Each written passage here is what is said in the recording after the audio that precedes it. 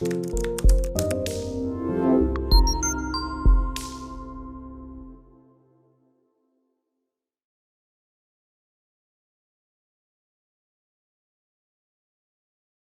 that you have downloaded and installed ComponentOne Blazor Edition, let's begin working with the controls.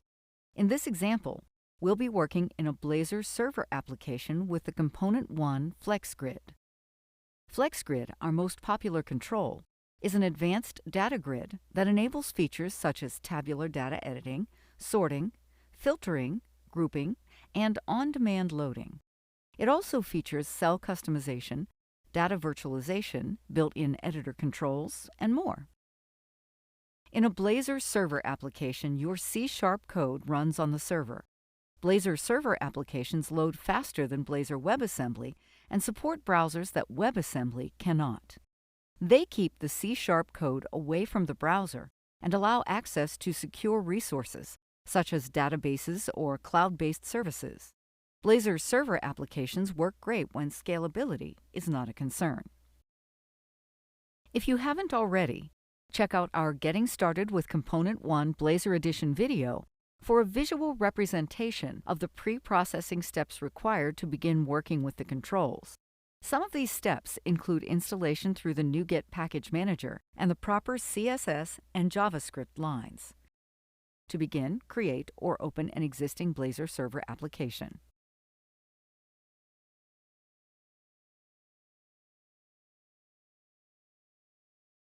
Next, right-click on the Pages folder, click Add, and select Razor Component to add a new Razor component to your project. Provide an appropriate name to the new file you've just created. Then add the required using statements to initialize and use the FlexGrid control. In this demonstration, we'll be working with our Northwind SQL database to create an order table. A copy of this dataset can be accessed through the common subfolder within our ComponentOne samples, which you can download via the ComponentOne control panel. Through the NuGet Package Manager console, we can use the following line of code to automatically scaffold the proper model files. These are required to house the data we'll be using in our project. Once executed, a Models folder will be generated with the required files. Now that we have the controls properly installed and the data ready to access, we'll want to bind the FlexGrid to the data. First, we'll fetch the data from our database and store it in a C1 Entity Framework Core Virtual Data Collection object by adding the following code in our Razor page. This is how we'll enable data virtualization throughout the FlexGrid.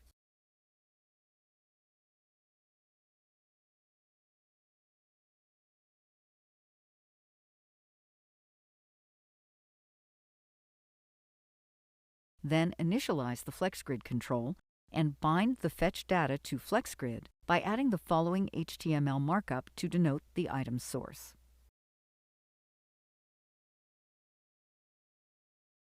Finally, add a navigation path to the FlexGrid by appending the following HTML markup in the unordered list element of the navmenu.razor file, which can be found in the shared folder. Now we can build the solution and run the project. The FlexGrid should now be bound to your data.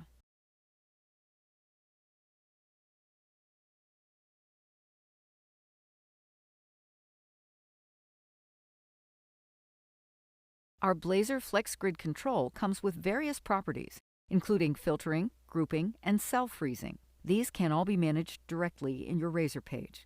Some FlexGrid properties, such as filtering, work best when coupled with other controls, such as the C1 text box. Most properties are referenced twice, once in the FlexGrid HTML portion, and again in the code block where the logic is kept. The code implemented for the properties in this example can be found in our online documentation, along with how-tos, tutorials, and the full API reference. To find specific code examples, you can view our online Blazor Demo Explorer directly from our website.